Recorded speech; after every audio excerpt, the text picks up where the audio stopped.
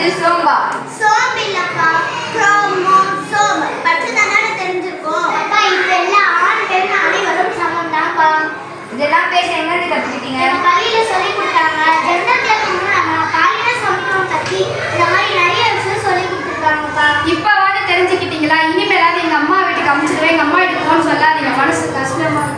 என் கண்ணை திறந்த சாமி, என் இரண்டு பிள்ளைகளும் 3வது எனக்கு பிறக்க போற பிறந்தாலும் நான் இதை சொல்ல மாட்டேன்.